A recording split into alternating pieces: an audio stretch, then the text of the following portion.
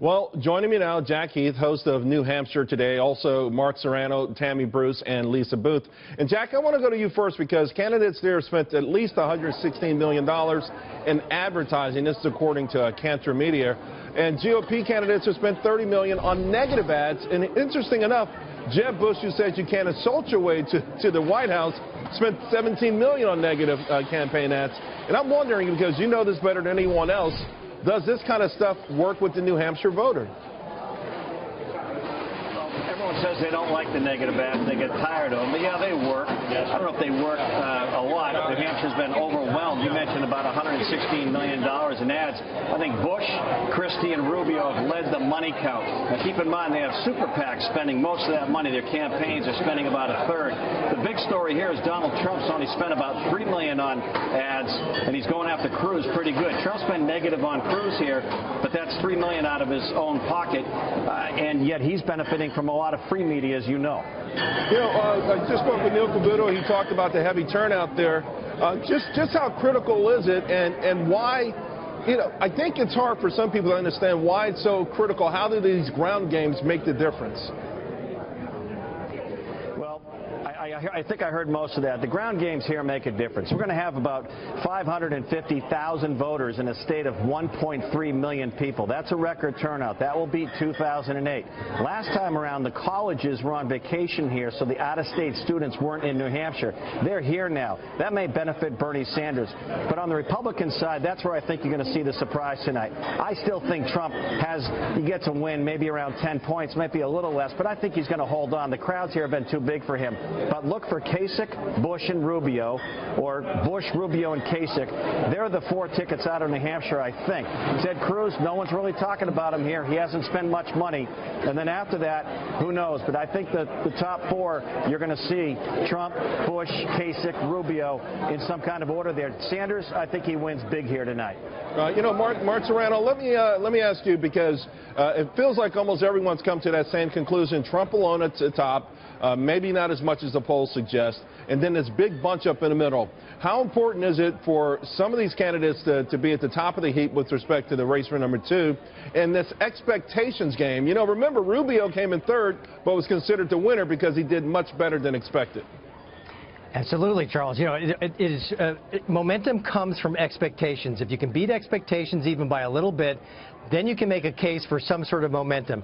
And as you know, super PACs have really impacted this race in a way that somebody coming number 4 out of New Hampshire who's got a healthy super PAC has at least some life left in him for the next several weeks. So I think it's important, if we take a look at some other exit poll numbers, what we've seen early on is that independent voters are turning out in droves. And also, as much as half of Republican voters are saying they want someone from outside the political establishment. So I think those will probably bode well for Donald Trump.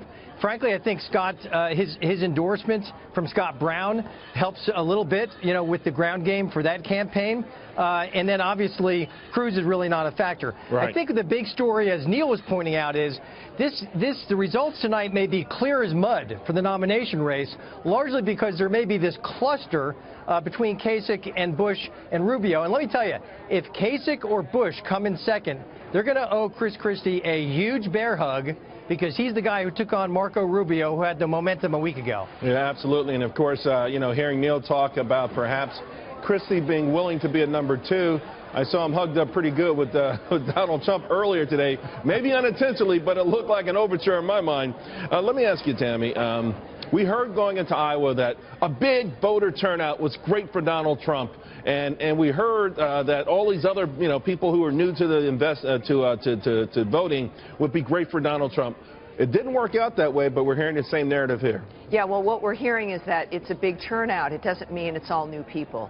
It's not new registrants, which is the same issue in Iowa. It's people who have been registered. It's a higher percentage of people coming out because, and as we saw, and this is the key, I think, with Trump, you had this larger turnout. Many people came out because they were rejecting what Trump was arguing for and because they wanted to save what mattered to them.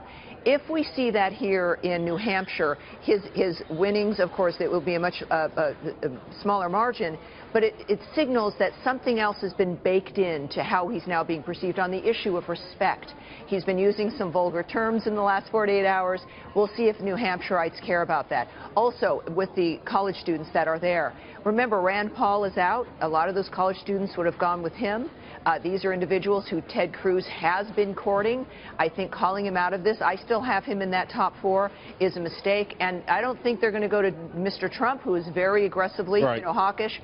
I think Ted Cruz has been holding back on that to some degree, and that will help him. Although I think it plays in his favor that he has certainly lowered his own expectations, and he's risen Rubio's expectations. I want to ask you about that, Lisa.